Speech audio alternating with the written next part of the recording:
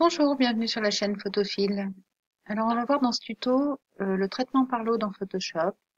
On a vu dans un autre tuto comment créer un script ou une action, sachant que le nom correspond à des versions différentes de Photoshop, mais c'est exactement la même chose. Là j'ai affiché la fenêtre donc action. Si vous êtes sur une autre version, vous pouvez afficher la fenêtre script. Le résultat est le même. Ici j'ai créé une action qui s'appelle contraste. Je vais aller voir son contenu.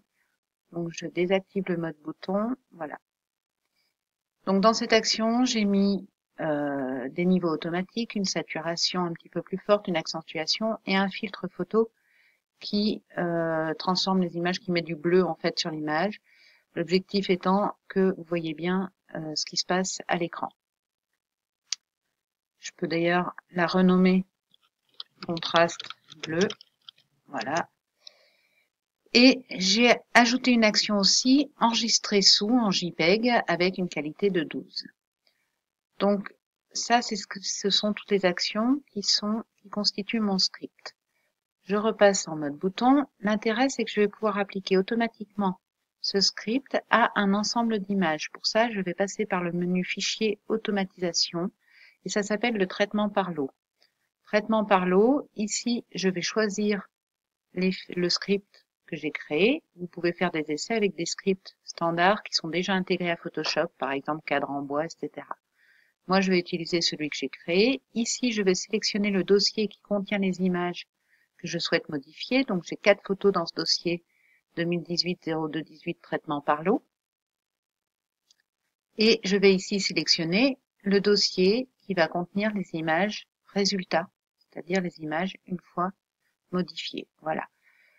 Personnellement, je préfère toujours mettre la destination sur dossier plutôt que faire enregistrer et fermer qui remplace vos images.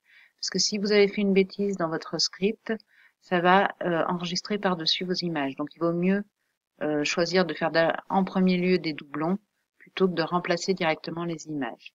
Ici, j'ai coché priorité sur les instructions d'action enregistrées sous parce que j'ai dans mon script une action enregistrée sous qui a défini déjà les paramètres d'enregistrement en JPEG. Dénomination de fichier, c'est si je souhaitais modifier les noms de mes documents, ce qui là n'est pas le cas, je vais les laisser sous le même nom. Donc en résumé, dans traitement par l'eau, je définis l'action, je définis le dossier source et le dossier de destination. Et je lance en cliquant sur OK. Il va ouvrir chaque image, vous voyez, il la traite. Donc là, vous voyez que j'ai mon petit sablier là qui tourne. Voilà, là il a terminé et je vais aller voir le résultat. Voilà, j'obtiens 4 images, vous voyez, sur lesquelles il a appliqué à la fois l'accentuation, le contraste, la saturation et cet effet de filtre bleu.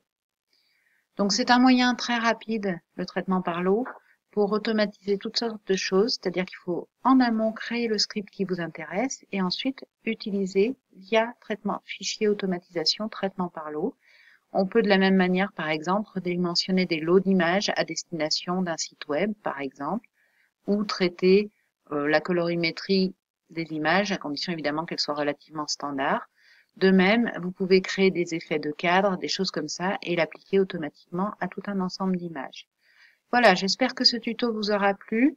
Si vous ne connaissez pas la création de script, pensez bien à aller voir le précédent tuto qui portait sur comment créer un script. Et puis je vous dis à très bientôt sur la chaîne de Photophile.